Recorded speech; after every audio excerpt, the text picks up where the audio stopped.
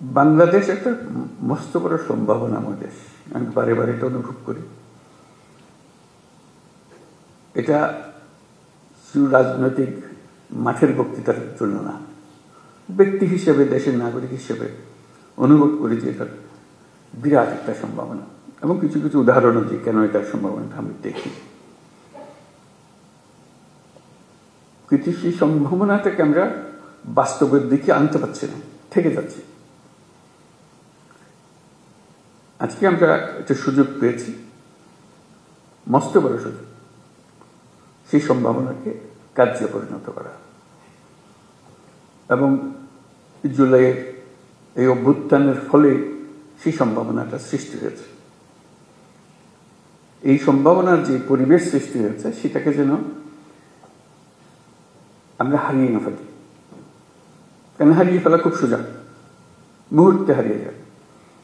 এই সম্ভাবনাকে ধরে রাখা, যেটুকু সময় আমাদের আছে সেটুকু সময়ের মধ্যে আমরা চেষ্টা করব, ভবিষ্যতে যারা আসবে তারা আশা করি চেষ্টা করবে, পথটা যেন আমরা সৃষ্টি করে দিই। এই পথে আমরা এগুলো সম্ভাবনাগুলো বাস্তবে পরিণত হবে।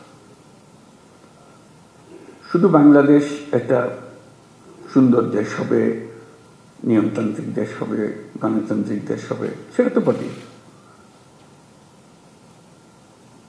আমি মনে করি বাংলাদেশ পৃথিবীর যে সমস্ত অগ্রগামী দেশ আছে যারা পৃথিবীতে নেতৃত্ব দেয় তাদের মধ্যে একটা হতে পারে, এরকম একটা দেশের সম্ভাবনা আছে।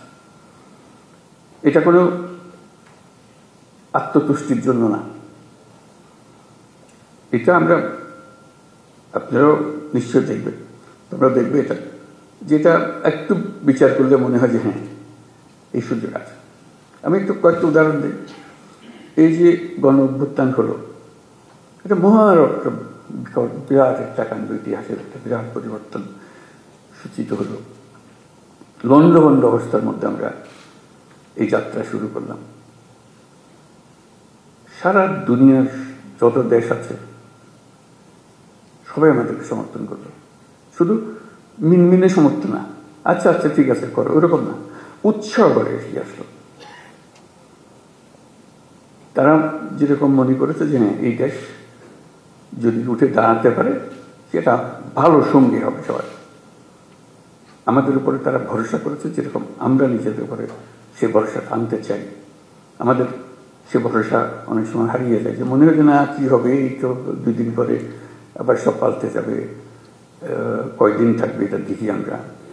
একটা প্রশ্নবোধক নিয়ে অগ্রসর। আমি যেটা বলার চেষ্টা করছি যে প্রশ্নগুলো সরিয়ে দেওয়া, আমাদের কোনো প্রশ্ন নেই, আমরা এটা করবোই, আমরা করার সামর্থ্য আছে আমাদের। এই যে নতুন করে আমাদের যাত্রা শুরু হলো, এটা একটা মস্ত বড় সুযোগ। এই সুযোগটার উপরে আমি আন্ডারলাইন করছি, এই সুযোগটা যেন আমরা হারিয়ে না ফেলি। এটা শুধু মুখে বললে তো হবে না, সেটা ওই যে আজকের যে আলোচনা হচ্ছে সেটার মাধ্যমে ওটা করতে হবে, যে সুযোগগুলো সৃষ্টির জন্য তারও একটা পরিবেশ লাগে, সেই পরিবেশটা সৃষ্টি করে। তো সেখানে পুলিশ বাহিনী একটা মস্ত বড় ভূমিকা পালন করে। ওই যে বললাম আইন ও শৃঙ্খলা, আইনটা যদি আমরা সঠিকভাবে প্রয়োগ করতে পারি, শৃঙ্খলা যদি প্রতিষ্ঠিত করতে পারি, তাহলে যে কোনো যুদ্ধ জয় সম্ভব।